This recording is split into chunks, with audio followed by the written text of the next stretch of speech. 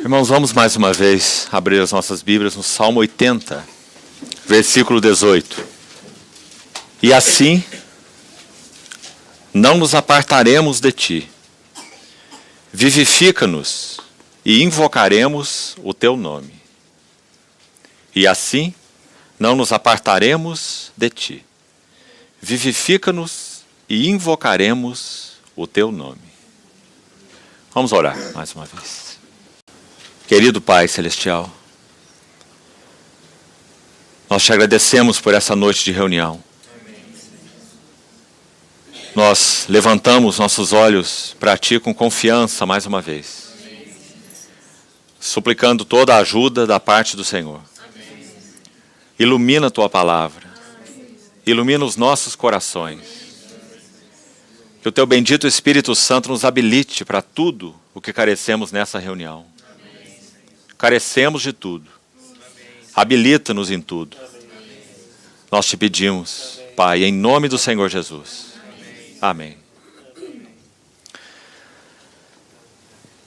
Graças ao Senhor podemos dar esse último passo nessa noite sobre esse tema, despertamento espiritual. Temos visto que esse versículo desse salmo reflete com bastante clareza que a ideia sobre despertamento espiritual na Bíblia é uma visitação divina vivificadora. E essa visitação é tão necessária, tão preciosa para a igreja, que ela é a garantia de nós estarmos aqui hoje. Graças ao Senhor pela sua fidelidade, por ter visitado vez após vez as suas assembleias, a sua igreja, até o dia de hoje. Nós somos herdeiros dessa fidelidade de Deus visitando o seu povo. Também vimos que esse salmo 3 vezes mostra qual seria a essência desse despertamento espiritual. E a essência é: Senhor, faze resplandecer o teu rosto e seremos salvos. De acordo com o versículo 1 desse mesmo salmo, mostra o teu esplendor. Sabemos que nos dias em que temos vivido, o Senhor tem feito por sua graça e fidelidade para com a igreja, sua noiva, o seu último movimento de amor. Nós sabemos que nosso Senhor Jesus indubitavelmente está às portas. Se nosso Senhor, assentado no trono, faz um movimento de amor em direção à sua igreja, que vai significar na sua gloriosa vinda, a manifestação da glória da vinda do nosso Senhor, era de se esperar que esse Senhor que se assenta no trono e que derramou o Espírito Santo para morar na igreja, do exato lugar onde ele está, à destra da majestade nas alturas, esse Espírito Santo então, habitando na igreja, fizesse o movimento correspondente em direção ao nosso Senhor. Então nós temos aí um duplo movimento magnífico. Um movimento de amor do Senhor em direção à sua noiva. Porque tudo o que ele anseia é suas bodas. Aquela voz de Apocalipse 19, voz de profecia, aguarda o seu cumprimento breve pela graça do Senhor. Bem-aventurados os que são chamados para a ceia das bodas do Cordeiro, cuja esposa a si mesma já se ataviou. Então, se nosso Senhor tem feito esse último movimento de amor em direção à sua igreja, era de se esperar que aquele que foi enviado para preparar a igreja como uma noiva para o noivo celestial, fizesse um movimento correspondente. E graças ao Senhor, esse movimento tem sido feito. O Espírito Santo, na sua fidelidade, Deus que é, Deus ajudador, Deus que nos habilita, Deus que veio morar em nós, Ele tem feito fielmente esse movimento correspondente, inquietando, despertando, aguçando os nossos corações em direção ao amado noivo celestial. Irmãos, nós temos visto até aqui 5 marcas desse despertamento espiritual. Daquilo que o Espírito Santo realmente deseja que seja realidade na igreja, para que então o coração do nosso Senhor Jesus, o Isaac celestial, seja satisfeito. Então nós falamos sobre o primeiro movimento, arrependimento. Um permanente estado de arrependimento. Revelando-nos, por um lado, a beleza, a suficiência do nosso Senhor, por outro lado, a nossa imensa necessidade. Revelando-nos que Ele, o Senhor Jesus, é totalmente outro. E conduzindo-nos, então, nessa contemplação, reconhecendo nossa profunda necessidade a nos unirmos em dependência, confiança, permanência nele. Esse é o significado do arrependimento operado pelo Espírito Santo em nossas vidas. Ele é, sobretudo, positivo. Sim, há uma revelação de nossas necessidades, mas, sobretudo, esse movimento é positivo, levando-nos, então, a aprender arrependimento após arrependimento, em um estado permanente de arrependimento, aprendendo o que significa morai em mim e eu morarei em vós. O que impede essa nossa habitação permanente no Senhor é aquilo que somos. Tão diferente do que Ele é. Mas, de novo, o fiel Espírito Santo foi enviado a nós para realizar um trabalho tão divino e celestial em nós, quanto o trabalho que o Filho de Deus fez na cruz foi divino e celestial. Nunca poderemos colocar Calvário e Pentecostes em patamares diferentes. Nunca. O Pentecostes é o complemento da obra do Calvário. O Pentecostes é tão santo e divino quanto foi o Calvário. Então, graças ao Senhor, porque essa dupla obra já foi cumprida. Bendito Deus. Esse mesmo Espírito Santo que opera em nós esse arrependimento contínuo, um permanecer diante do Senhor em fraqueza, temor e grande tremor. Esse mesmo Espírito Santo, quando encontra lugar para operar de maneira vivificadora, levantando a igreja de novo para Deus, resgatando afeições, resgatando a devoção, resgatando o que nós somos integralmente para o Senhor, então Ele produz uma segunda marca na igreja de Deus. E essa seria uma visão renovada das belezas do nosso Senhor Jesus. O servo de Deus do passado, irmão Austin Sparks, disse assim: se Cristo é o meu tema, minhas mensagens são inesgotáveis. O Espírito Santo é quem revela as belezas de Cristo. Nosso Senhor Jesus disse: Ele me glorificará.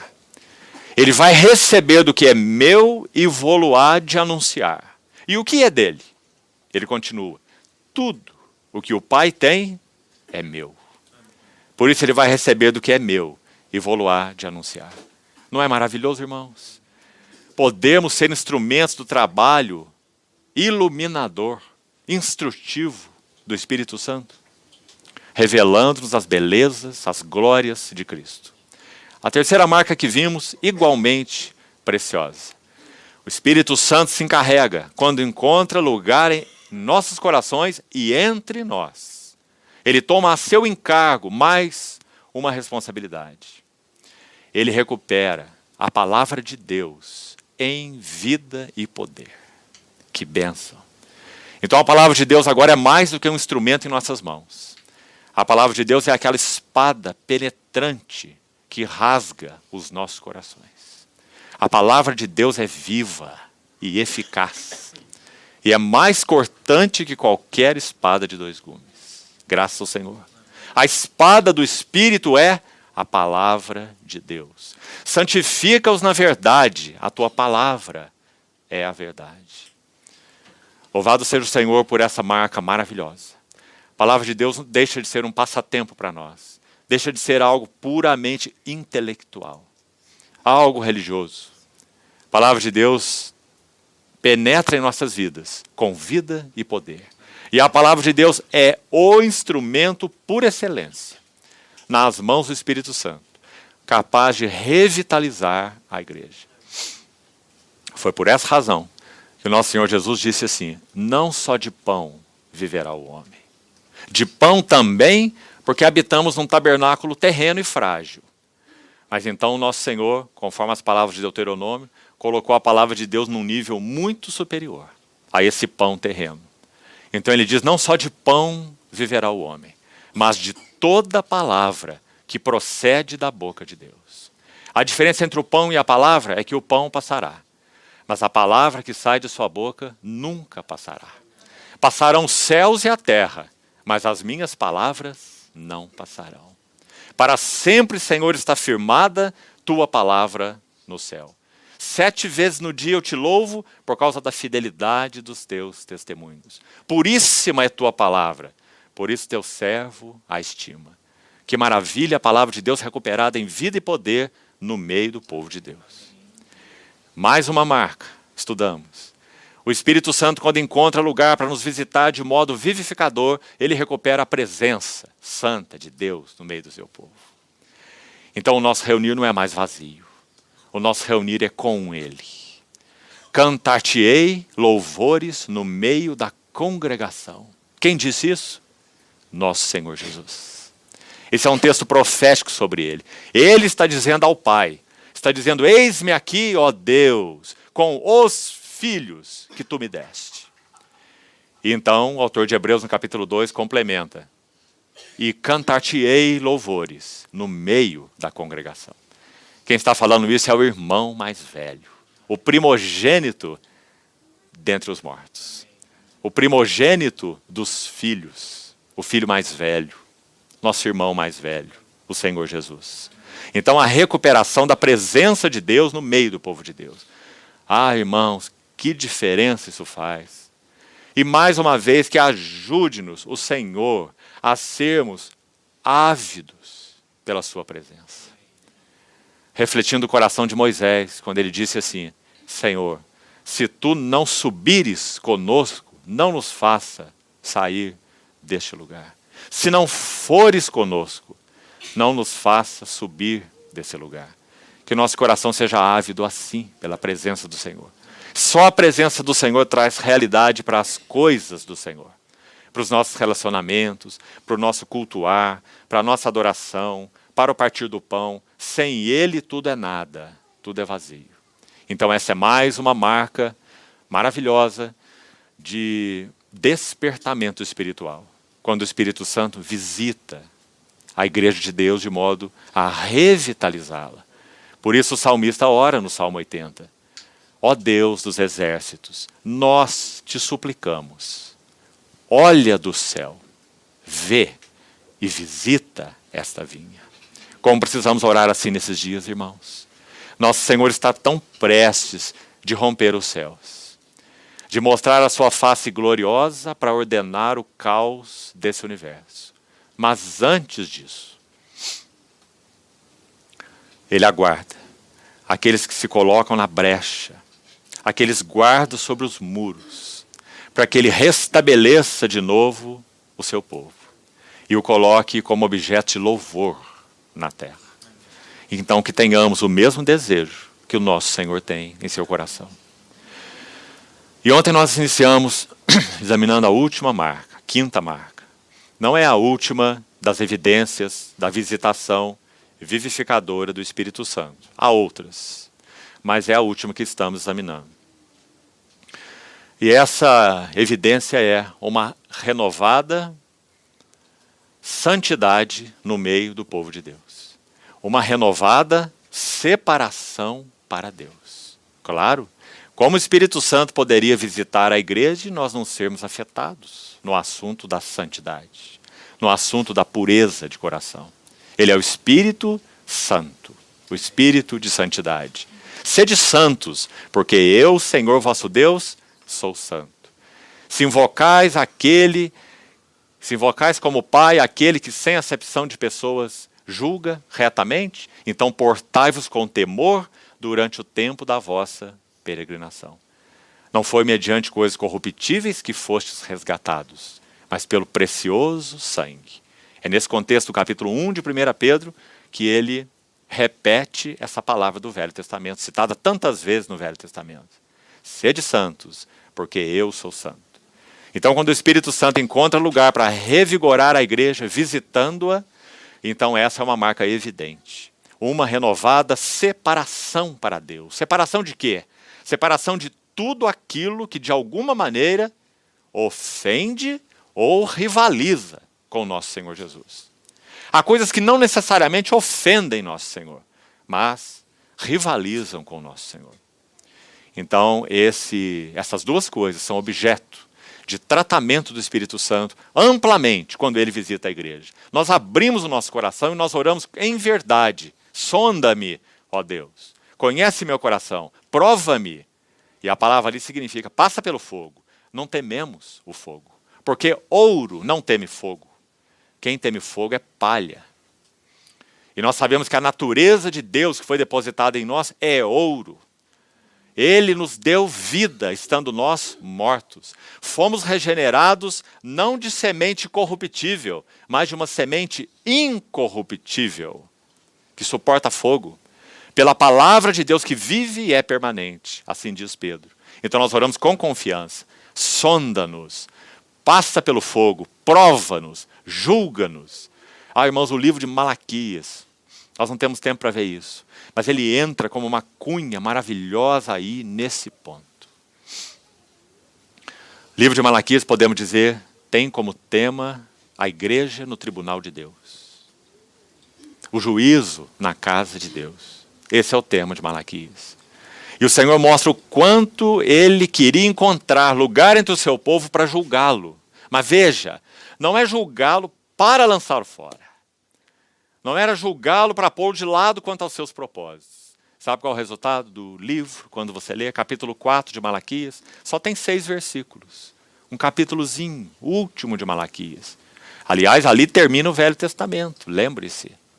O Senhor vai dizer assim, que exercendo o seu juízo sobre o seu povo, ele faria com que eles se alegrassem tanto nessa restauração ao lugar que Deus tinha designado e que eles tinham perdido por causa de toda a sua prostituição, seja espiritual, seja literal, prostituição dos profetas, prostituição dos sacerdotes. Então o Senhor diz assim, que iria a eles e eles iriam saltar como bezerros soltos da estrebaria. Não é uma figura maravilhosa? Saltareis como bezerros soltos da estrebaria. Libertação. Então, graças a Deus pelo juízo que ele processa na sua casa. Pedro diz assim, a ocasião de começar o juízo pela casa de Deus é chegada. É chegada. Irmãos, nós devíamos alegrar tanto. Porque o mundo não está sendo objeto desse juízo. E quando o for, esse juízo será o grande e terrível dia do Senhor. Nós não. Nós não temos a ver com esse juízo. Nós já passamos da morte para a vida e não entramos em juízo, neste juízo. Nosso juízo é o juízo da casa de Deus. Compreende a diferença? É um juízo familiar. É Deus passando a sua casa pelo fogo para nos apurar, para nos purificar. Graças ao Senhor. Então, essa é a quinta marca na qual nós temos nos detido. Uma renovada separação para Deus. Agora nós lemos e vamos voltar lá. Lucas capítulo 12. E nós selecionamos um versículo, o verso 35, e dissemos para os irmãos que esse verso faz uma divisão entre a primeira parte que vem antes dele, desde o verso 22, que já estudamos ontem, e a segunda parte, Lucas 12. Que vai, então, à frente do verso 35 até o final do capítulo, o verso 48. E nós estamos procurando entender esse texto à luz dessa quinta evidência de uma visitação divina no meio do seu povo, que seria uma renovada separação. Então preste atenção de novo aqui para retomarmos e seguirmos. Separação de quê? Segundo o que nós vimos ontem, essa separação toca em primeiro lugar a nossa vida. Então o Senhor deseja nos separar, segundo esse texto que nós estudamos ontem, do quê? Ora, irmão, o Senhor foi enfático. Ele queria separar os seus discípulos de ansiosas solicitudes, que nós vimos ontem. E quanto a isso, ele não deu conselho para os seus discípulos, ele advertiu. Verso 22 de Lucas 12. Por isso eu vos advirto, não andeis ansiosos.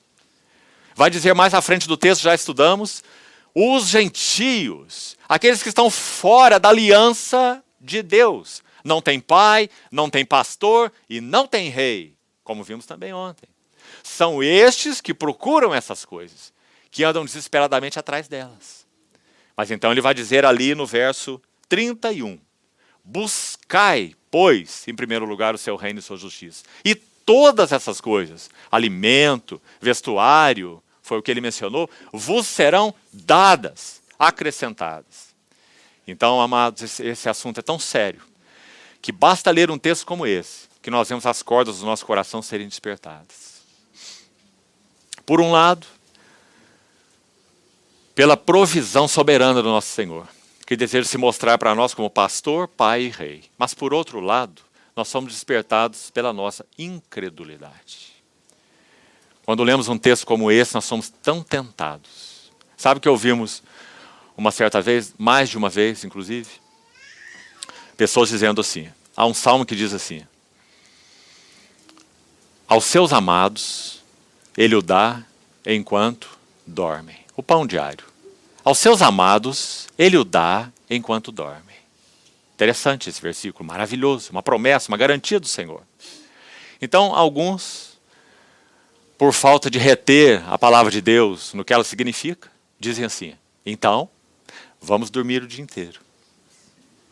Quanto mais dormirmos, mais o Senhor vai nos dar o pão. Mas não é isso que o versículo está dizendo.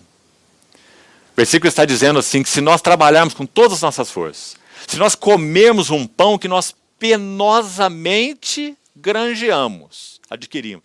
Ai, que suor, que dificuldade, que luta, que dor. Mas o pão está aí, meus filhos, na mesa. Esse é o contraste. O Senhor está dizendo, não, isso não é necessário. Porque aos seus amados, ele o dá enquanto dormem. Ou seja, eles podem descansar. Porque eles receberão a devida provisão. Ah, irmãos, como nós precisamos conhecer isso, com realidade nos nossos corações. Porque se não conhecermos, esse assunto de separados para Deus, atente para isso aqui, em relação aos cuidados da vida, será desconhecido por nós. Porque esses cuidados da vida, cuidados do mundo, como nosso Senhor chama, são avassaladores. Em particular, aqueles que são maridos e pais, sabem o que isso significa. São avassaladores. Nosso Senhor sabe o que está dizendo. Quando Ele diz, eu vos advirto, não andeis ansiosos. Vocês têm pai, vocês têm rei e vocês têm pastor. O Senhor é meu pastor e nada me faltará. Então isso já vimos ontem. Mas fomos ao versículo 35. Cingidos estejam vossos corpos e acesas as vossas candeias. E nós estávamos examinando ontem o assunto da candeia. Porque Lucas menciona 3 vezes o assunto da candeia. Muito interessante. Então uma menção complementa a outra menção. E nós estamos andando para trás, nesse sentido das menções, para entendê-las. Então no capítulo 12, verso 35, repetindo, cingidos estejam vossos corpos e acesas vossas candeias. Corpos cingidos na Bíblia fala de prontidão. Êxodo 12, 10, nosso Senhor, quando vai libertar seu povo da escravidão do Egito, ele ordena que aquele cordeiro seja preso ao 10º dia, examinado e imolado ao 14º dia de Abib. Segundo o calendário hebraico, Nissan, segundo o calendário persa, o mesmo mês. Então, nosso Senhor diz assim quanto a essa celebração. Comereis o cordeiro com lombos cingidos, sandálias nos pés e cajado na mão. O que significa isso? Prontos para saírem do Egito. Vocês não vão comer o cordeiro de pijama. Vocês vão comer o cordeiro cingidos nos vossos lombos, sandália nos pés e cajado na mão, prontos para sair. Então, cingidos estejam os vossos corpos, fala de prontidão. Prontidão com relação a quê? Só você ver o contexto. Prontidão com relação à vinda do nosso Senhor. Não é o que está escrito no verso 36? Veja. Sede vós semelhantes a homens que esperam pelo seu Senhor. Então, a figura de corpos cingidos, prontidão. Candeias acesas, figura de testemunho. Agora, interessante, irmão. Corpos cingidos, primeira parte do verso 35, está conectado ao texto anterior que estudamos ontem, desde o verso 22. Em resumo, o assunto é ansiedades, é preocupação. Então nós tiramos uma conclusão fácil aqui, uma conclusão lógica. Não poderemos estar em prontidão, não poderemos ter corpos cingidos, se nós estamos ocupados, sobrecarregados com os cuidados do mundo. Foi por isso que o Senhor advertiu. Não poderemos. Nós estaremos atabalhoados, sobrecarregados. São palavras do nosso Senhor.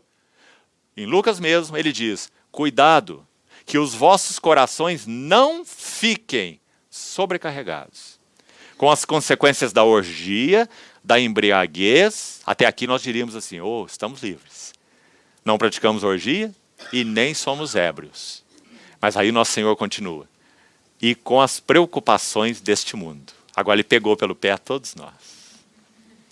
Orgias, bebedices e preocupações deste mundo. E ele vai continuar assim, para que aquele dia não vos apanhe repentinamente como um laço. Que figura o Senhor usou. Então, essa é a ideia de prontidão. Prontidão em relação à vinda do Senhor. Agora, a segunda frase, acesas as vossas candeias, aponta para o nosso testemunho. Primeiro, então, a vida cristã, já falamos ontem, qualidade de vida que devemos viver na expectativa da vinda do Senhor. Já vimos ontem. Agora, qualidade de testemunho que deveríamos dar no que concerne a vinda do nosso Senhor, na expectativa da vinda do Senhor. Então, os versos à frente vão falar sobre a expectativa em si, homens que esperam pelo seu Senhor, e por último, nesse contexto, nosso serviço. Como deve ser? Enquanto nós esperamos o Senhor. Que lição nós temos aí. Se o Senhor permitir, chegaremos lá antes de concluirmos, se tivermos tempo. Mordomos fiéis e prudentes que dão sustento a seu tempo aos seus conservos. Um versículo riquíssimo, cheio de lições para nós. Então, de novo, vida cristã, testemunho cristão, expectativa cristã e serviço cristão. Você viu? Uma corrente de 4 elos, num texto tão curto. Elementos tão importantes, num texto tão pequeno. Nós estamos no segundo elemento, testemunho cristão. Candeias acesas. Você sabe que candeia fala de testemunho, não é? As 7 igrejas são 7 candeeiros de ouro. Candeia, ou candeeiro, fala de testemunho. Então nós já vimos ontem, Lucas capítulo 11, por favor, vamos voltar lá. Não vamos nos deter aqui porque já comentamos ontem. Apenas para que localizemos, por favor, abra Lucas 11, 33 a 36. Olhe para o texto uma vez mais. Esse texto nós vimos ontem, nos ensina que a chave para termos um corpo luminoso, para usar essa figura que é usada aí, é uma metáfora, é claro, não é? Está falando de santidade, é o nosso tema, uma renovada santidade para Deus, uma renovada separação para Deus. Esse versículo está nos ensinando que o segredo de um corpo luminoso ou de um testemunho para Deus é olhos simples. Já vimos ontem. Se nossos olhos são simples, todo o nosso corpo será luminoso. Sem ter qualquer parte em trevas, também vimos ontem. Grande encorajamento. O Senhor está nos chamando para, na comunhão com Ele, abrirmos as câmaras, até os antros do nosso coração na presença dEle. Porque Ele é poderoso para nos santificar. Aqui e ali e acolá, e formar e imprimir o caráter de Cristo em nós. Naquelas áreas que eram tão vazias, desoladas de nossas vidas. Bendito Salvador nós temos. A terra era vazia e sem forma. Este éramos nós. Mas o Espírito de Deus pairava sobre a face das águas. E disse Deus, haja luz, e houve luz. Louvado seja o Senhor. A ideia do Espírito pairando sobre o caos ali é de uma galinha chocando seus ovos. Louvado seja o Senhor. Então, irmãos, nós já vimos isso ontem. Agora vamos ao capítulo 8, de Lucas mesmo. Dando nosso último passo aí nesse assunto da candeia. Vamos olhar esse capítulo com mais cuidado. A candeia está mencionada no verso 16 de Lucas 8. Vamos reler. Ninguém, depois de acender uma candeia, a cobre com um vaso. Esse vaso aqui, nós já vimos lá em Lucas 11, texto que acabamos de abrir, que é um alqueire, que fala de uma medida como se fosse um galão, um cesto, com algo em torno de 9 litros, para se medir e comercializar grãos secos. Ninguém acende uma candeia e a põe debaixo de um alqueire, ou um vaso, ou a põe debaixo de uma cama. Pelo contrário, coloca sobre um velador, a fim de que todos que entram vejam a luz.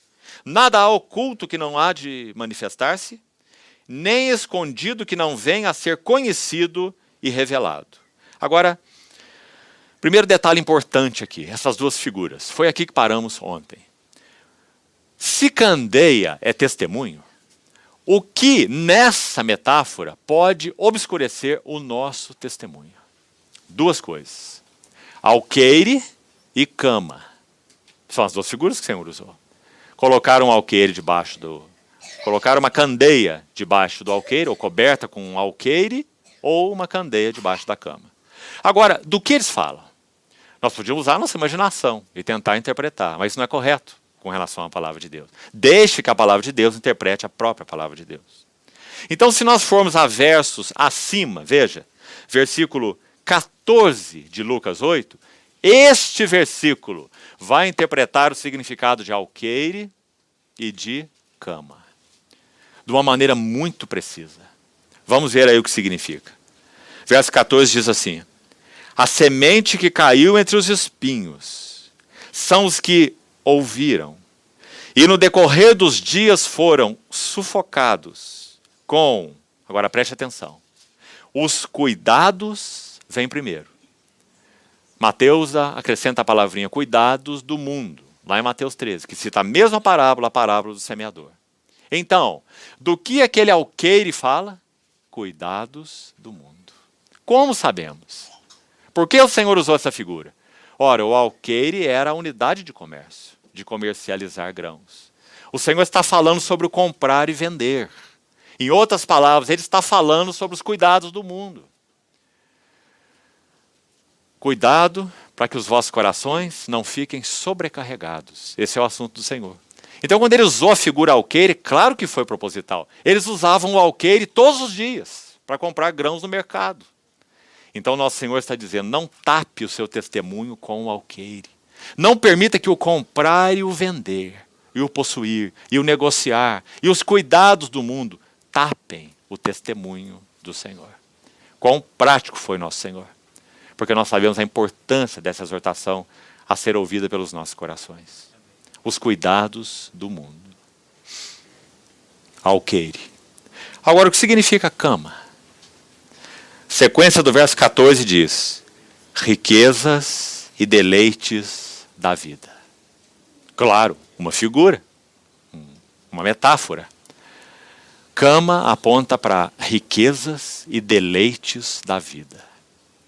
João chama isso de soberba da vida.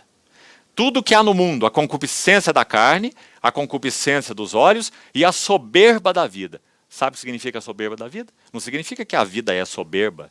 E nem em si está dizendo para nós tomarmos cuidado com a soberba enquanto estivermos na vida. Não faça bagunça com as palavras. Quando João fala sobre soberba da vida, ele quer dizer amar a vida pela vida. Compreendeu? A concupiscência da carne, a concupiscência dos olhos e a soberba da vida. Amar a vida pela vida. A vida pela vida não tem sentido algum. A vida é sem sentido se nós não respondemos ao chamado do Senhor e não somos para Ele. É vazia. Soberba da vida. Então, cama aponta para riquezas e deleites. Agora, mais um detalhe nesse texto maravilhoso. Olhe, por favor, o verso 10. Vamos destacar uma palavra recorrente aqui, que muito nos interessa, nesse assunto de uma renovada separação para Deus. Se o Espírito Santo, visitando a igreja, gera nela essa marca preciosa, uma separação, uma santidade renovada para Deus, onde essa santidade começa? Onde essa separação começa? E agora, irmãos, antes de lermos, antes de mostrarmos aí os detalhes, preste atenção. Ela começa aqui. Mas quando nós falamos aqui, nós não estamos falando de um órgão físico. Não estamos falando de orelha.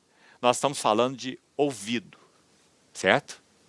Orelha, todo ser humano tem. Ouvido é uma coisa raríssima de se encontrar. Orelha é um órgão fisiológico. Audição é uma capacidade fisiológica, mas ouvido é uma capacidade do coração. Essa é a diferença. Então, preste atenção, nosso Senhor vai repetir essa palavra ouvir muitas vezes no seu texto. Muito importante. Ainda antes de ler, Levítico 8, um texto que você devia conhecer muito bem, porque está falando de separação para Deus, nosso tema. A unção do sacerdote, para poder servir, oficiar a Deus. Quando ele era ungido, um animal era oferecido especificamente para ele era um representante do povo, então um novilho era imolado pelo sumo sacerdote, parte do sangue era recolhido e aplicado nele para a sua santificação, para a sua preparação para servir, para testemunhar, para oficiar na casa de Deus. E este sangue era aplicado em uma ordem que não poderia ser alterada. Você se lembra qual? O sangue era aplicado primeiro no lóbulo da orelha direita do sumo sacerdote. Não é maravilhoso, irmãos? E só depois disso era aplicado na mão. Por que mão? No polegar da mão direita. Mão fala de nossas obras. Mão fala daquilo que nós estamos envolvidos. Sabe qual é um dos nossos maiores problemas? Estarmos envolvidos com aquilo que o Senhor não está envolvido. E é verdade por outro lado também. Muitas vezes nós não estamos envolvidos naquilo que o Senhor está envolvido. Ah, que o Senhor tenha misericórdia de nós, irmãos. Nós precisamos pedir a Ele discernimento para reconhecermos. Nós não somos manuseados por convites de homens, sugestões de homens. Faça isso, venha aqui, vá lá, faça aquilo. Os olhos dos servos estão atentos às mãos do seu Senhor. Então a nossa relação de testemunho, de serviço na casa de Deus inicia em nosso ouvido, os ouvidos do coração. Se o Senhor falou, faça. Se o Senhor não falou, não faça. E se você tem dúvida, espere. Essa é a regra espiritual. Mas nós quebramos essa regra e colhemos as sequelas. Desenvolver ouvido espiritual é a coisa mais importante na nossa vida cristã. Então, nosso Senhor vai dizer assim, vamos lá agora ao texto. Versículo 10, parte final. Ouvindo, não entendam. Nosso encargo não é explicar o versículo. Apenas você notar onde a palavra ouvindo aparece. O Senhor falou sobre os mistérios do reino, que ele falava em parábolas, para que eles ouvindo não entendam. Versículo 12. A semente que caiu à beira do caminho são aqueles que ouviram. Vá registrando aí quantas vezes o Senhor faz essa ênfase. Ouviram, mas vem a seguir o diabo. Sabe o que acontece com todo esse semear do Senhor aqui? Com todos esses tipos de solo que representam corações? Não são 4 tipos de solo, os que estão presentes aí. São 6. Aquela que caiu à beira do caminho, aquele solo pedregoso, aquele solo com espinhos e aquela terra boa, que produziu a 30, a 60 e a 100 por 1. Então, na verdade, são 6 tipos de solo, se você contar aí. Não é? Porque até a terra boa tem um nível de produção diferente. Alguns produzem 30 por 1 e glorificam o Senhor nessa produção, mas outros produzem 60 por 1 e outros produzem 100 por 1 e glorificam plenamente o Senhor. Mas o que há de comum em todos esses corações, preste atenção, é que todos os corações ouvem. Ou se quisermos colocar assim, escutam. Todos eles escutam. O que caiu à beira do caminho, ouviu, mas vem em seguida o diabo e arrebata-lhes o que foi semeado no coração. Arrebata do coração a palavra, verso 12, para não suceder que, crendo, sejam salvos. Palavra, atrás dela, o diabo. Será que nós temos dado devida consideração a isso? Quando a palavra de Deus é semeada com vida, o Senhor fala aos nossos corações que atrás dela está o diabo. Será que temos dado a devida atenção? Está o diabo para quê? Roubá-la, comê-la, tirá-la. Porque o ladrão veio somente para matar, roubar e destruir, disse o nosso Senhor. Que sejamos mais atentos e entesouremos a palavra de Deus nos nossos corações. Aquilo que Deus nos tem falado. Depois diz no verso 13, aqui caiu sobre a pedra são os que ouvindo, observa essa ênfase no ouvindo, ouvindo a palavra, recebem com alegria. Estes não têm raiz, creem apenas por algum tempo. Que interessante, crer por um tempo. Por quê? Porque aquela raiz, a partir da semente, entrou na terra, não foi esse o problema, mas então ela encontrou rocha. E quando ela encontrou rocha, ela não foi capaz. Porque era só raiz. Agora, irmão, pense junto comigo. Quando a palavra de Deus é acolhida no nosso coração, como semente, ela é tão viva e poderosa quando acolhida, que ela, quando acolhida, é capaz de fender rocha em nossos corações.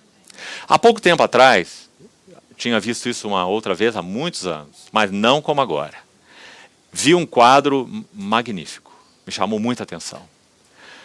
Uma árvore com um tronco de algo em torno de 30 centímetros de diâmetro, estava entre uma rocha fendida. E quando você olhava bem para aquela raiz, o caminho daquela raiz, o tronco se engrossando, aquela árvorezinha, uma árvore de uns 2,5 metros de altura no máximo, claro, não seria uma árvore frondosa, porque uma semente, de alguma maneira, encontrou uma fenda na rocha. E de alguma maneira a umidade ali, ela encontrou alimento ali, quem sabe um pouco de terra, umidade necessária, à beira de um riacho, ali estava. Então essa semente começou a crescer. Lançou raízes na terra e o tronco fendeu a rocha. Que imagem mais linda. Aquilo parece um sanduíche. A rocha de um lado, a rocha do outro e a árvore no meio da rocha. Esse é o poder da palavra de Deus, a semente, quando acolhida nos nossos corações. Mas o que acontece aqui nesse solo rochoso não é isso. Observe. Aqui a semente caiu, havia terra, começou a nascer, lançou raízes, mas agora encontrou a rocha. E raiz não tem poder contra a rocha, só a semente, quando frutifica. Então aquela semente começou a crescer, lançou raiz, mas então deu com a rocha. E o Senhor chama isso de acolher a palavra com alegria. Oh, que palavra! Oh, o Senhor tem falado ao nosso coração. Oh, Senhor, nós te damos graças, mas nós não retemos a palavra em nosso coração. Então o Senhor diz, crê por algum tempo, recebe a palavra com alegria, mas é de pouca duração, porque não tem raiz em si mesmo. Mas ele ouviu. Verso 14. E a que caiu entre os espinhos são os que ouviram, mais uma vez, ouviram. E no decorrer dos dias foram sufocados com os cuidados, já vimos aí, o alqueire, as riquezas e deleites da vida, essa é a cama, que o Senhor cita mais à frente. Viver para comprar e vender, conquistar, obter, cuidados do mundo. Viver para os deleites, para os desfrutes, para os prazeres, para o descanso, né? Para se regalar. Os seus frutos, verso 14, observe, não chegam a amadurecer. Agora é uma outra figura, extremamente interessante para nós. Está aí de novo a semente, está aí a terra, uma terra que tem profundidade, então a semente lançou profundas raízes, mas então há algo nessa terra. Agora não é rocha, agora é espinho. E os espinhos de alguma maneira lançam sombra sobre essa árvore, fecham essa planta. Então nosso Senhor vai usar a expressão: seus frutos não chegam a amadurecer. Linda exortação, importante para nós, porque ele está falando de incapacidade de atingir maturidade espiritual. Está falando da incapacidade de poder refletir em nós o caráter de Cristo. Não há uma outra definição para maturidade espiritual. Esqueça, irmão, tudo mais que você sabe. Maturidade espiritual, segundo a Bíblia, é uma coisa só. É ser visto em nós um outro caráter. Caráter do Filho de Deus, o primogênito entre muitos irmãos. Meus filhos, por quem eu sofro, de novo, dores de parto, até que Cristo seja plenamente formado em vós. Isso é maturidade. Mas se nós somos sufocados com cuidados, sufocados com deleites, sufocados com riquezas, somos salvos. Somos regenerados, mas não temos o caráter de Cristo sendo formado em nós. Seus frutos não chegam a amadurecer, mas ouviram. Então agora o tratamento necessário é externo. Cuidado com os cuidados, cuidado com os deleites, cuidado com as riquezas. E então, versículo 15. A que caiu em boa terra são os que, tendo ouvido, quanta ênfase nisso, né? Ouviram de novo. De bom e reto coração, retém a palavra. Aqui está a chave. Você viu? Não é como o solo rochoso, ouvem por um tempo, curta duração. Não é como os espinhos, ouvem, mas há muita coisa ao redor que peleja contra, que sufoca. E nós não oferecemos a Deus dizendo: Senhor, usa a tua tesoura e corta. O Senhor tem o seu direito, eu quero. Faça isso, Senhor. Faça isso, Senhor. Então nosso Senhor é capaz, pela sua espevitadeira santa, de cortar esses elementos agregados, externos de nossa vida, que impedem que os frutos do Espírito possam amadurecer em nossas vidas. Então, versículo 15, retém a palavra, de bom e reto coração, e estes frutificam com perseverança. Agora no versículo 18, depois do Senhor falar do alqueire, depois do Senhor falar da cama, já lemos aí no verso 16, viu como ele termina esse pequeno contexto de 16 a 18? Olhe mais uma vez. Vede, pois, como ouvis. Como ouvis. Como nós estamos ouvindo? Nós estamos ouvindo com o coração tipo beira do caminho. Sabe o que é um coração beira do caminho?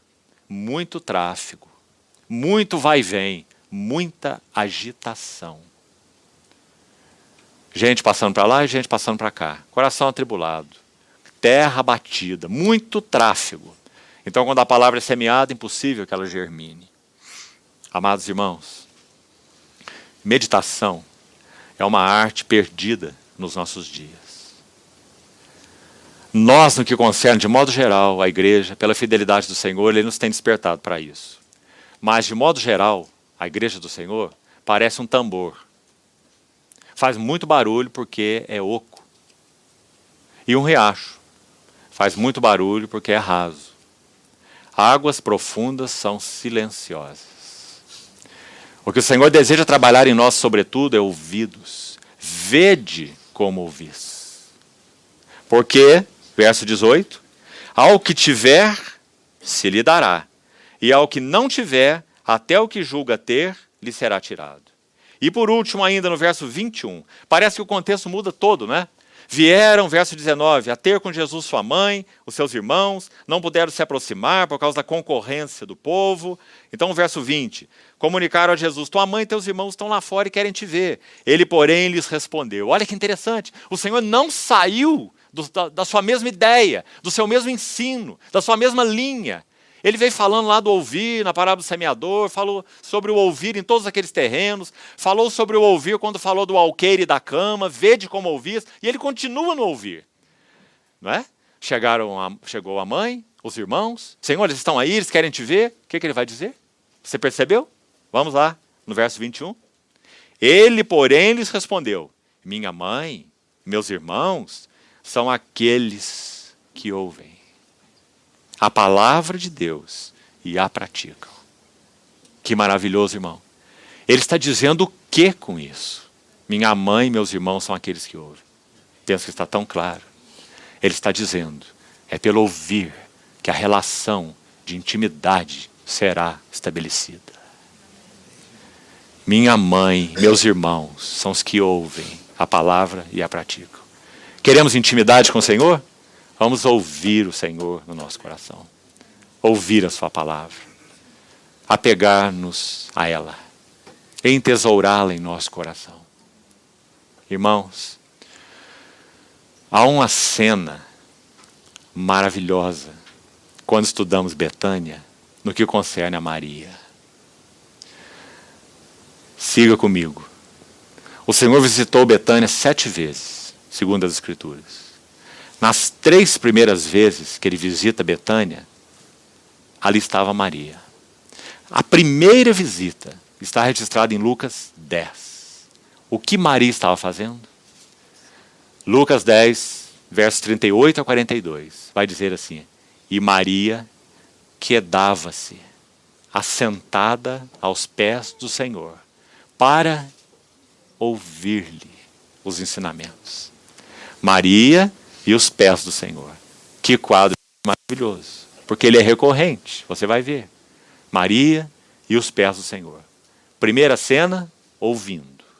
Observa esse progresso. Segunda cena, João capítulo 11. Lázaro tinha morrido. Tanto Marta quanto Maria estavam desesperadas. Desesperançadas.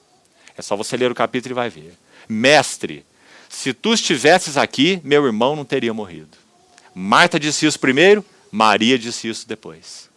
Só que Marta disse isso e entrou em um diálogo com o Senhor.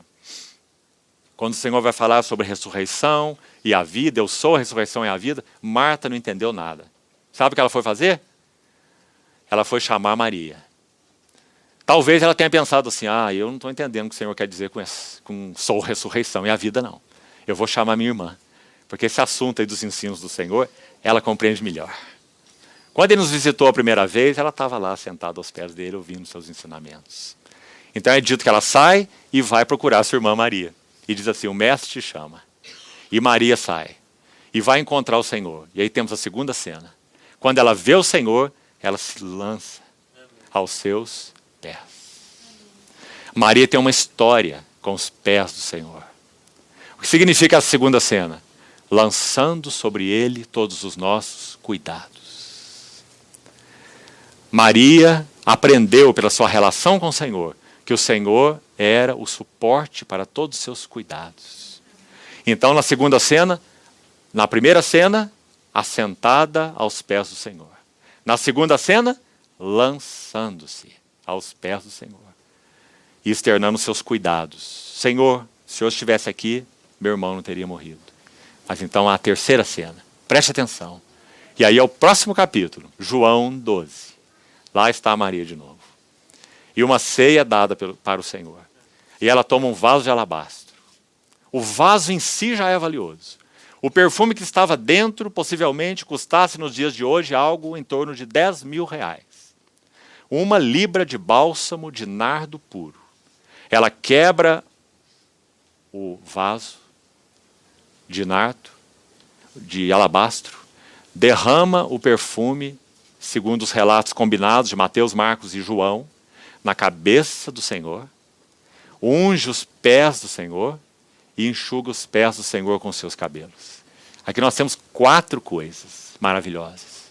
A primeira, quando Maria quebra o vaso de alabastro, ela está dizendo, Senhor, tu és a preciosidade. Aquele perfume de nardo puro era precioso, caro. Diz Marcos, no seu evangelho, que aquele perfume era preciosíssimo.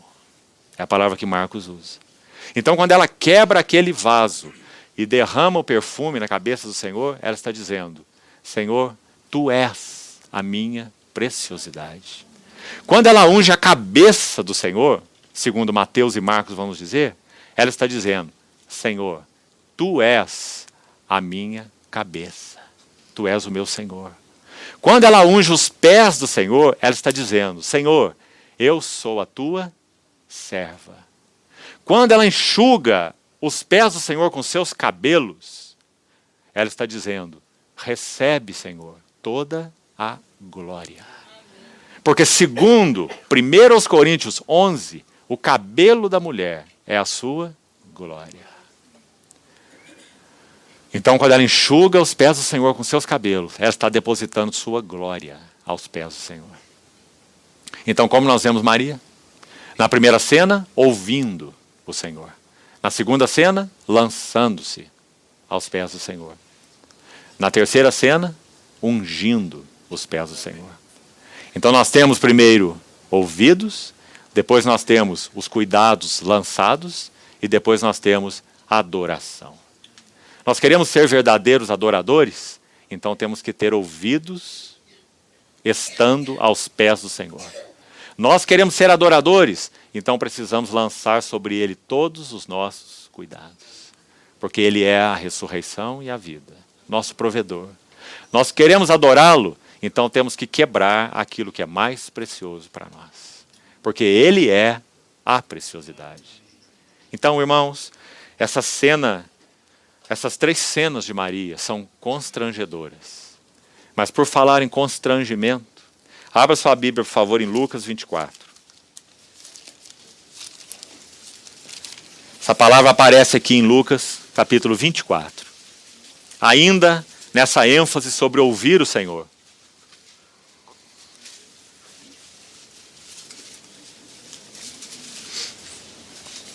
O capítulo 24 de Lucas, se você olhar para ele aí, é chamado de o capítulo das coisas abertas. Você já ouviu isso? Porque em Lucas 24 nós temos, primeiro, um túmulo aberto. Depois nós temos os olhos abertos dos discípulos de Emaús.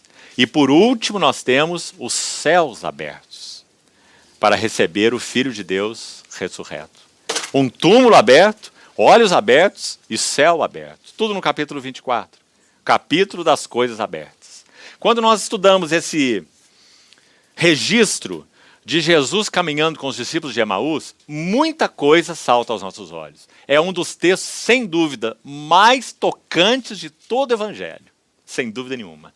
O Senhor andando com aqueles discípulos de Emaús. Porque muita coisa é vista com relação ao nosso Senhor nesse texto tão maravilhoso. Esses 2 discípulos são até rudes com o nosso Senhor naquela conversa, porque eles não reconhecem que era Ele. E nosso Senhor mostra a sua majestosa docilidade ao tratar com eles. Mas num dado momento, que é o que nos interessa aqui, esse transeunte que eles não conheciam, era o próprio Senhor Jesus ressuscitado, mas seus olhos estavam fechados. Mas eles estavam ouvindo a palavra do Senhor. Preste atenção. Seus olhos estavam velados, não conheceram que era o Senhor, mas seus ouvidos estavam tocados. Porque eles vão dizer depois, nos ardia o coração quando Ele nos expunha as Escrituras. Você vê? Então é dito que o Senhor toma a palavra, a lei, os profetas e começa a explicar para eles. Tudo que estava escrito se referia a Ele, Cristo. Cristo é a chave de toda a Bíblia. E Ele vai explicando as Escrituras para eles. Agora, num determinado momento, versículo 29 de Lucas 24, diz assim, vamos ler o 28 também. Quando se aproximavam da aldeia para onde iam, fez ele menção de passar adiante. Ah, irmãos, como falamos, esse texto é tão maravilhoso, nas suas minúcias, nos seus detalhes. Olha o que Jesus está fazendo. O Senhor quer se revelar para eles, ou não? Por que o Senhor se apresentou a eles na estrada de Emaús se Ele não quer se revelar a eles? O que o Senhor estava fazendo lá? Ele quer se revelar a eles. Mas observe, os dispositivos do amor do noivo. Ele vai caminhando, vai falando, eles não sabem que é o Senhor, o coração está queimando, está ardendo, como eles vão dizer depois. E, quando enfim chegam na aldeia, o Senhor faz uma menção para eles. Aqui não está escrito o que ele disse, mas está dizendo que ele fez uma menção. De passar adiante, seguir o seu caminho. Por que o Senhor fez isso? Se o Senhor queria se revelar a eles. Esse é um dispositivo do amor do noivo. Ele quer ser desejado. Ele quer ser buscado. Ele quer ser reivindicado. Porque o amor não faz exigências. Então, o Senhor faz menção de passar adiante. Agora olhe para o seu texto. Mas eles o constrangeram.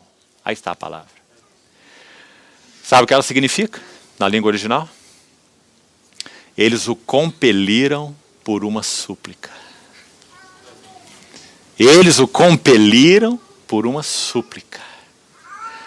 Eles estavam tão atraídos, o coração tão ardido, que era como se eles dissessem, não, o Senhor não vai embora de jeito nenhum. Eles suplicaram, eles o compeliram, eles puseram para dentro da casa. Então, as palavras registradas aí foi, fica, Senhor. Já se faz tarde e o dia já declina. Oh, irmãos, nós temos que tomar muito cuidado com especular sobre a palavra de Deus. Mas vamos fazer uma especulação aqui. E a especulação é a seguinte. Se eles não tivessem pedido para o Senhor ficar, será que o Senhor ficaria? Acho que não podemos responder essa pergunta. Vai ficar como pergunta. Até o dia que nós encontrarmos 2 discípulos de Emaús na Nova Jerusalém. Aí nós perguntamos para ele e para o Senhor também. Qual foi a experiência deles? Mas eles fizeram essa solicitação para com o Senhor. Fica, Senhor. O coração deles ardia de tal maneira que eles diziam, eles pensavam consigo mesmos, não, ele não pode passar. Ele não pode passar, ele tem que ficar pelo menos uma noite, ele tem que entrar. Nós temos que conhecê-lo melhor, nós temos que ouvi-lo mais. Então o Senhor condescende com eles. Mas era isso que ele queria fazer.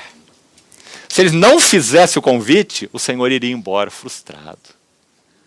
Porque o Senhor queria entrar, mas ele queria entrar com convite. Que noivo nós temos, irmãos amados. Então é dito que quando ele entra naquela casa, eles vão servi-lo. Imagine aqueles dois, diante do que tinha acontecido com eles. Seu coração ardendo porque eles tinham ouvido. Eles deviam ter preparado o melhor para aquele homem que eles não conheciam. Serviram a ceia. O Senhor se põe à mesa com eles. Os olhos ainda estão fechados, mas os ouvidos foram abertos e o coração está ardendo. Então eles começam a comer. Num dado momento, o Senhor vai fazer o que ele sempre quis fazer. E ele encontrou o caminho, porque eles responderam ao amor dele em seus corações. Fica conosco. Então eles começam a comer e num dado momento o Senhor vai se apresentar. Como se ele, se erguendo, dissesse, eu sou o Senhor. Ele toma uma posição à frente. A casa não é dele, em primeiro plano. A casa é dos 2 discípulos de Emaús. Mas então ele toma uma posição de o anfitrião. Como se fosse ele que tivesse servido aquela mesa para eles. E não eles para ele. É isso que o texto diz. Porque diz que ele toma um pão. Quem faz isso é o anfitrião. Então o Senhor assume a posição de anfitrião. Ele toma um pão e ele parte o pão. Então a Escritura vai dizer, quando ele partiu o pão, finalmente os seus olhos se abriram. E eles viram que era o Senhor. Agora todo o quadro se completou. Os ouvidos já tinham sido abertos. O coração já tinha sido aberto. E agora os olhos foram abertos. Graças ao Senhor. Esse é sempre o processo. Queremos ter visão espiritual? Que os nossos ouvidos sejam abertos para ouvirmos as palavras do Senhor.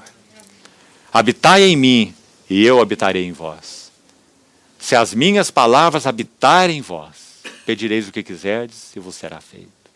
Segredo de intimidade com o Senhor é ouvir o Senhor. Então, irmãos, vamos juntos a mais um texto.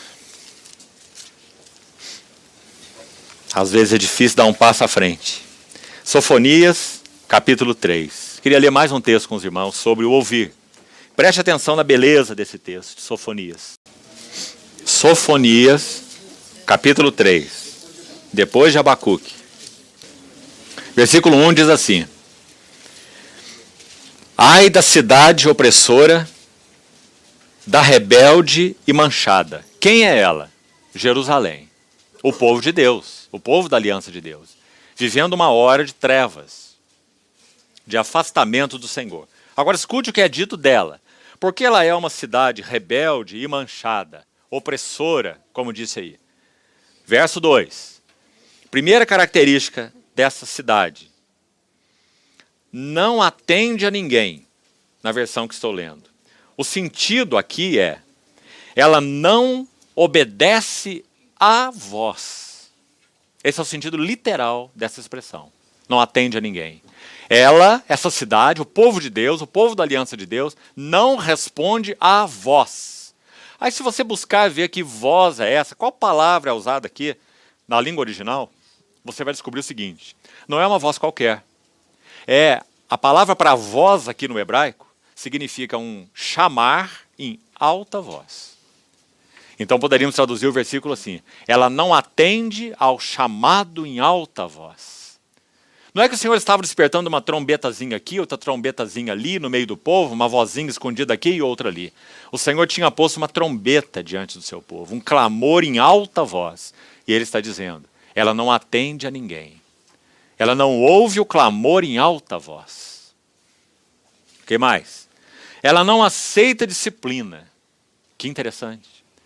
Se queremos ser testemunho vivo para Deus, que a palavra do Senhor encontre lugar nos nossos corações, disciplina. Vida, todos nós já temos. Ele nos deu vida quando nós estávamos mortos. Mas vida associada à disciplina de Deus, o trato de Deus nas nossas vidas, tem um resultado: caráter. Caráter cristão, caráter de Cristo, é sempre resultado de vida mais disciplina. Mas aqui estava Jerusalém, afastada do Senhor. Não aceita disciplina. Por isso era tão menina, tão imatura, tão dividida. O que mais? Não confia no Senhor. Outra expressão interessante. Essa palavra confia, só essa palavrazinha, na língua original, significa não se apressa a correr para o refúgio. Confiar aqui significa correr para um refúgio. Que linda figura! Então o Senhor está dizendo assim para Jerusalém: ela não se apressa para correr para o refúgio em mim, ou o refúgio que sou eu. Confia no Senhor. Essa é a ideia. Que figura mais doce, irmãos. Nós lemos aqui a nossa tradução em português, não conseguimos tocar essas coisas, mas não vamos esquecer. O Senhor falou em hebraico para o seu povo. E seu povo ouviu muito bem. As palavras são muito mais ternas, profundas e doces. Nesse caso, na língua original. O Senhor está dizendo que eles corriam para fora do refúgio. Não recorriam a Ele como refúgio. E aqui foi usada a palavra confia. Não confia no Senhor. Nem, por último, nem se aproxima do seu Deus. Não deseja comunhão. Não se achega, não se aproxima. Então esse capítulo prossegue, é um capítulo tremendo. Versos 3 e 4, uma solene advertência para todos aqueles que pela graça e fidelidade do Senhor têm tido posição de responsabilidades por outros na sua casa. Sabe o que acontece com esses? São os primeiros a responder diante de Deus. Então o versículo 3 vai dizer: seus príncipes, olha aí. Logo a próxima frase vai dizer: seus juízes são lobos ao cair da noite. No verso 4 vai dizer: seus profetas são levianos, homens traidores. E ainda à frente no verso 4, seus sacerdotes profanam o santuário. Príncipes, juízes, profetas e sacerdotes. Enfim, sabe o que o Senhor quer nos ensinar? Na casa de Deus, os primeiros, não os únicos, mas os primeiros responsáveis em responder ao Senhor, ouvir o Senhor, refletir para outros aquilo que o Senhor tem na mente e no coração, são os príncipes, juízes, profetas e sacerdotes. Em outras palavras, aqueles que o Senhor tem encarregado de responsabilidades por outros na sua casa. Irmãos, isso é uma solene advertência para nós.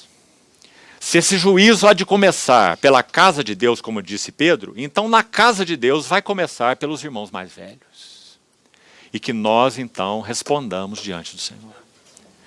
Quando o Senhor levanta Samuel para iniciar uma nova dispensação na história de Israel, Samuel foi um ponto de transição. Algo muito lindo é dito sobre Samuel ali, que gostaria muito que você ouvisse.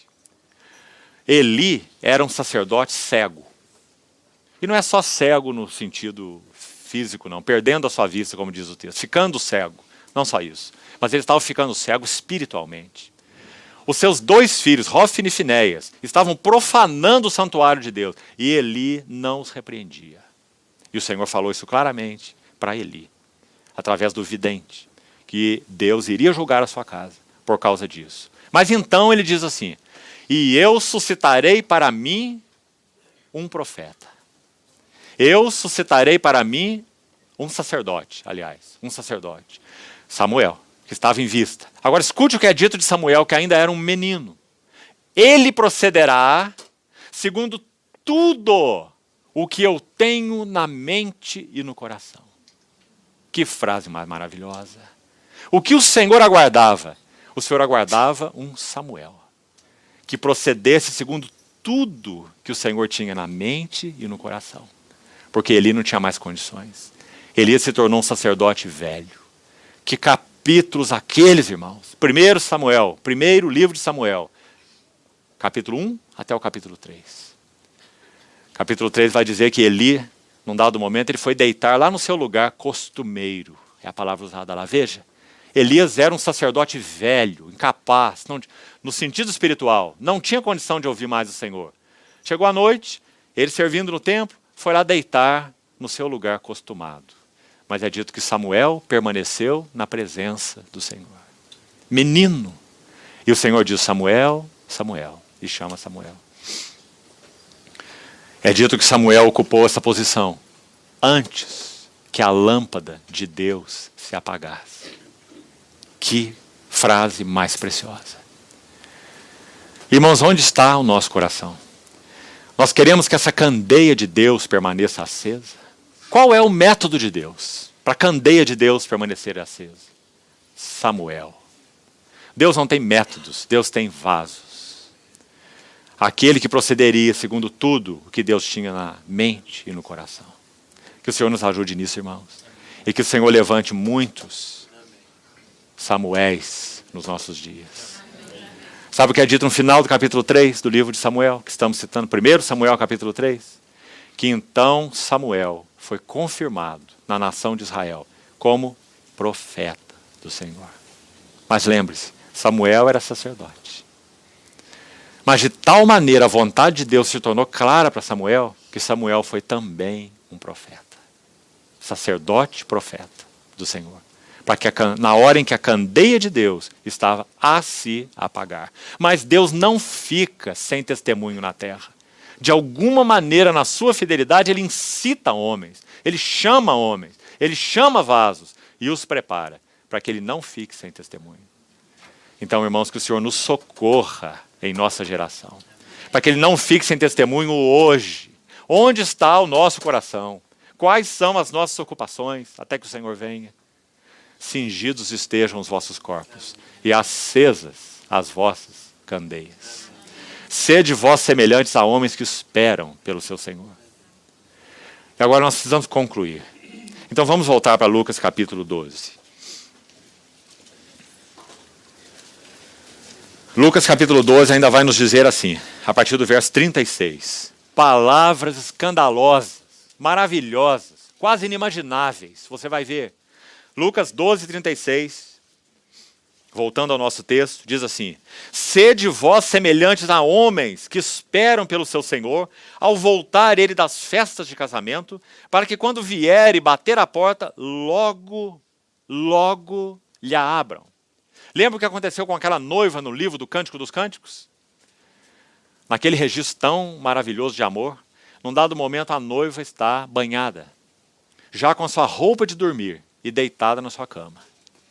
Então ela sabe que o seu amado coloca a mão no ferrolho da porta para abri-la. Então ela conjectura consigo mesmo. Já tomei o meu banho, já me ungi, já vesti a minha roupa, já estou aqui na minha cama. Levantar-me-ei para ir ter com o meu amado? Enquanto ela conjectura e pergunta, ele vai embora. Dispositivos do amor do noivo. Ele deseja ser desejado, seguido, buscado.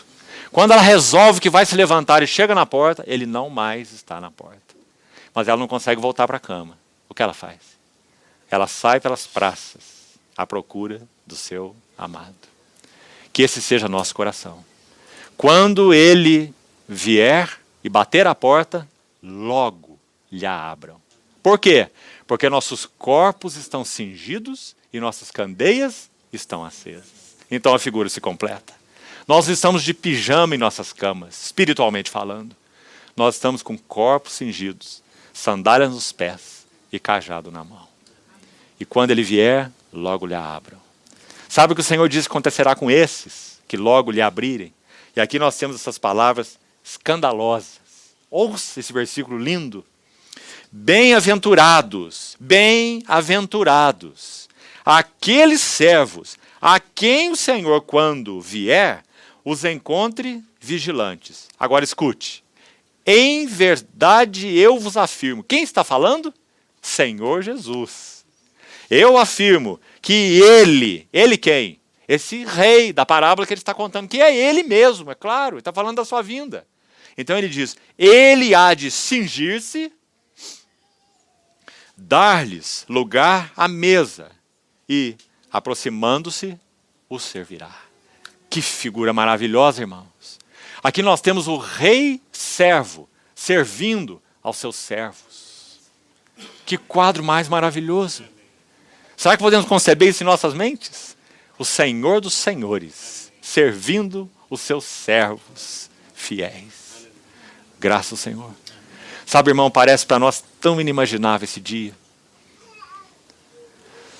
E nós nos regozijamos tanto nisso, que não sei como soa para os irmãos. Mas você sabe que em outra parábola o Senhor disse que nessa sua vinda, aqueles que oferecerem para ele serviço fiel ouvirão algo dele. E esse algo é assim: muito bem, servo bom e fiel. Foste fiel no pouco.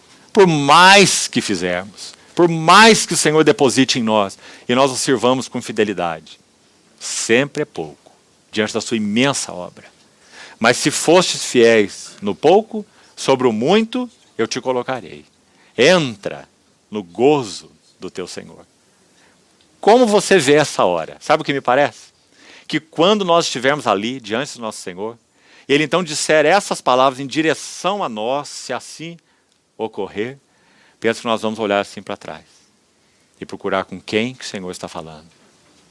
Como que dizer, não pode ser comigo. Muito bem, servo bom e fiel. Foste fiel no pouco, sobre o muito eu te colocarei. Entra no gozo do teu Senhor. Oh, amados, nós não merecíamos nem salvação. E o Senhor está nos prometendo galardão, recompensa pelo serviço fiel. Maravilhoso. Saber que um pai e um marido pode ouvir isso da parte do Senhor. Então ele vai perguntar, Senhor, mas onde eu fui fiel? E ele vai dizer, você foi um pai fiel. Você foi um marido fiel. Você foi um irmão fiel. Deixa eu contar uma história para os irmãos. Certa vez uma mãe estava ocupada lavando suas louças e orando. E ela orava assim, Senhor, eu quero tanto te servir em esferas maiores. Eu estou presa aqui nessa casa, louças, roupa para passar, coisas para cuidar. Quero tanto te servir, Senhor. Eu te amo. Quero te servir em esferas maiores. Enquanto ela orava, lavando a louça, a sua filha puxava sua saia. Sua filha pequenina, com uma bonequinha, com o braço quebrado. A bonequinha com o braço quebrado. E, enquanto essa menina puxava a saia de sua mãe, a mãe, lavando a sua louça e orando ao Senhor, ela dizia, filha, agora eu não posso, filha, agora eu não posso, filha, agora eu não posso, ocupada com a sua louça. Então a menina desistiu da sua requisição, ela estava pedindo para a mãe arrumar o braço da bonequinha. E foi para o seu quarto dormir. A mãe não atendeu sua solicitação, ela se retirou para o seu quarto. E a mãe continuou lavando louça e orando ao Senhor. Senhor, me usa em esferas maiores. Eu te amo, eu sou para ti. Então, quando ela terminou de lavar a louça, foi buscar a sua filhinha. Sua filhinha estava deitada numa cama, abraçada na sua boneca de braço quebrado. E então o Senhor falou assim ao coração da mãe. Essa menina é a minha mensageira. E a boneca de braço quebrado é o meu serviço. Aquele que é fiel no pouco, é fiel no muito. Irmãos, quanto erro há no nosso coração quando nós pensamos no serviço ao Senhor. Nós sempre pensamos no muito, mas o nosso Senhor quer nos treinar no pouco. Que o Senhor nos ajude a compreender isso com o nosso coração. Se somos fiéis no pouco, seremos fiéis no muito. Então, Isso não é uma história inverídica, isso é uma história verdadeira. Aquela mãe compreendeu a lição. E então ela prosseguiu com a sua oração. Ela tinha esse desejo, ela tinha esse encargo. Senhor, usa-me para abençoar teu povo em esferas maiores. E então o Senhor respondeu à sua oração. Ela pôde ser usada pelo Senhor em outras esferas, mas ela aprendeu a lição. Sua filha primeiro, o pequeno primeiro, o ínfimo primeiro. Nosso Senhor tomou a toalha e a bacia e assumiu um lugar tão ínfimo que os seus discípulos ficaram escandalizados com ele. Pedro disse: Senhor, nunca lavarás os meus pés. Isso não é uma tarefa do Filho de Deus. Pedro não sabia nada sobre o Filho de Deus, e nada sobre o serviço de Deus, e nada sobre o reino de Deus. Então o Senhor vai dizer: Pedro, se eu não te lavar, não tens parte comigo. Que o Senhor nos ajude, irmãos, a compreender essa lição, para podermos ser servos adequados. E então, para concluirmos, versículo 40 vai dizer assim: ficai também vós apercebidos, porque a hora em que não cuidais, o Filho do Homem virá. Então Pedro perguntou: Senhor, proferes esta parábola para nós ou também para todos? E aqui, com a ajuda do Senhor, nós damos o último passo para concluirmos: serviço. O Senhor já falou da expectativa, a vinda dele, os homens que esperam pelo seu Senhor. Agora ele vai terminar com o serviço. Porque Pedro pergunta: Senhor, essa questão de estar apercebido, esperar pelo Senhor, é para todos, para nós ou para todos? Qual é a abrangência das tuas palavras? E o Senhor responde a pergunta de Pedro com uma outra pergunta. A pergunta de Jesus está respondendo a pergunta de Pedro. Ele diz assim, veja, verso 42, disse o Senhor: quem é, pois, o mordomo fiel e prudente a quem o Senhor confiará os seus conservos para dar-lhe sustento a seu tempo? Em outras palavras, o Senhor está dizendo assim: Pedro, a porta está aberta para todos. Quem é o mordomo fiel e prudente? Você quer ser? Você quer ser? Você é um candidato? Quem é o mordomo fiel e prudente? Ele respondeu: não é só para vocês, Pedro, é para todos. A porta está aberta. Agora, quais são as palavras nesse versículo que seriam as mais importantes? Veja, verso 42. Mordomo fiel e prudente, a quem o Senhor mordomo fala daquele que cuida de uma despensa, é um despenseiro, não é o proprietário, as coisas não são dele, ele trata dos assuntos do seu Senhor, ele administra para o seu Senhor, ele vai responder ao seu Senhor, ele busca a glória de seu Senhor, ele honra o nome do seu Senhor, ele não é nada senão um mordomo fiel e prudente. Por outro lado, ele é tudo, porque ele foi tornado veículo de administração do seu Senhor. Graça maravilhosa que foi dada a nós, a todos aqueles que desejam. Então, o que esse mordomo faz? O Senhor confia a ele os seus conservos. A palavra para conservos aqui é domésticos. O Senhor está nos ensinando que na casa de Deus, se nós queremos ser mordomos fiéis e prudentes, porque essa é nossa responsabilidade de todos, irmãos e irmãs, todos nós. Então, nossa primeira tarefa, cuidar dos nossos conservos. Ah, irmão, o Senhor nos ajude. Somos tão limitados. Nós tendemos a cuidar daqueles que nos interessam.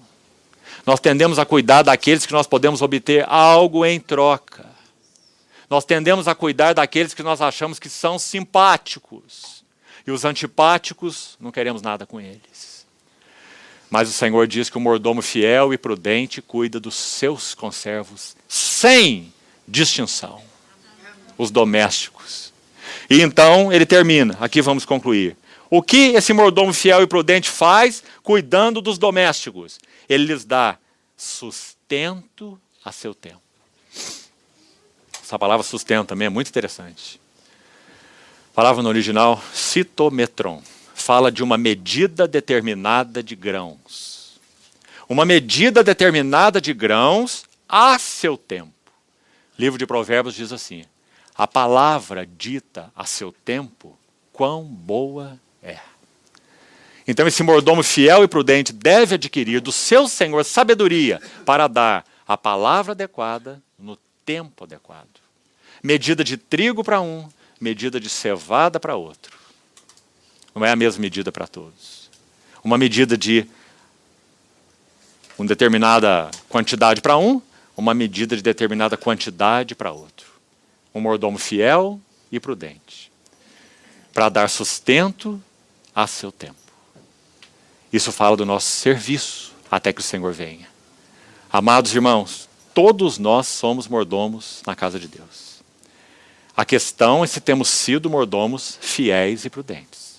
Porque os encargos de Deus e as responsabilidades de Deus estão depositadas sobre sua igreja, sobre os irmãos e irmãs. Níveis diferentes de responsabilidade, isso é certo, mas responsabilidade sobre todos. Todos os irmãos e irmãs. Então a questão é, nós estamos cuidando de nossos conservos? Você, mulher cristã, está cuidando do seu conservo marido? Você, marido cristão, está cuidando do seu conservo mulher? Dos seus conservos filhos? Dos seus conservos irmãos? Nós estamos dando a medida de grãos adequada, no tempo adequado para cada idade. Somos incapazes. Que o Senhor nos conceda a sua sabedoria, para que possamos ser fiéis, mordomos fiéis e prudentes. O Senhor continua então, irmãos, falando ao nosso coração. Vamos ainda orar ao Senhor.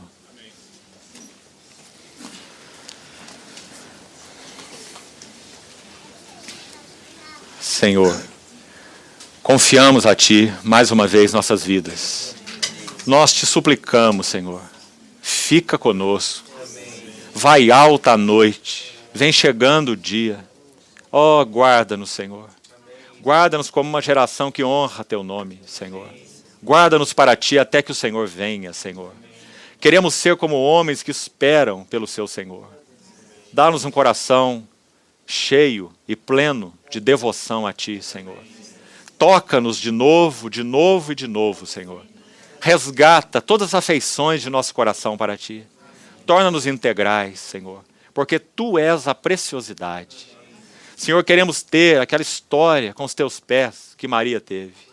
Ajuda-nos, Senhor. Queremos ser mordomos fiéis e prudentes. Ajuda-nos, Senhor. Nós Te pedimos. Continua, Pai, por Tua bondade, pelo Teu Espírito Santo, falando e refalando aos nossos corações. Queremos ser aqueles que ouvem e guardam as Tuas palavras, Senhor. Te pedimos isso. Em nome de Jesus. Amém, Senhor.